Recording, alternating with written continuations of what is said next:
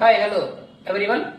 Right, ఇవాళ ఒక update ఏంటంటే AP set state eligibility test అండి. 2 పేపర్లు ఉంటాయి, ఇది కామన్ అండి. ఫస్ట్ పేపర్ వచ్చేసి paper 1 teaching and research aptitude, ఇది అందరికి common. 2 paper depend upon your PG subject అండి. రైట్, ఈ సెట్ లో పేపర్ 1 ఉన్నటువంటి సిలబస్ గురించి చెప్తాను.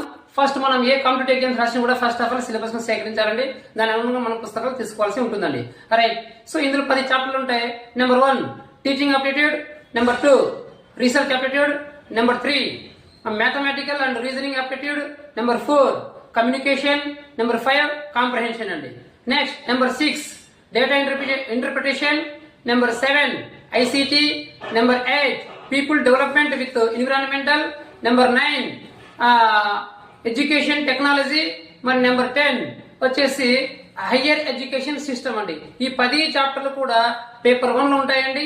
ఈ 10 చాప్టర్లు క్షుణ్ణంగా చదివినట్లయితే 50 బిట్లు వస్తే ఒక్కొక్క బిట్టుకు 2 మార్కులు చొప్పున 52 100 మార్క్స్ ఉంటుందండి. దాదాపు 35 మార్క్స్ గెయిన్ చేసేందుకు అవకాశం ఉంటుంది. అంటే 35 × 2 వేస్తే కనుక 70 మార్క్స్ గెయిన్ చేస్తారండి. రైట్.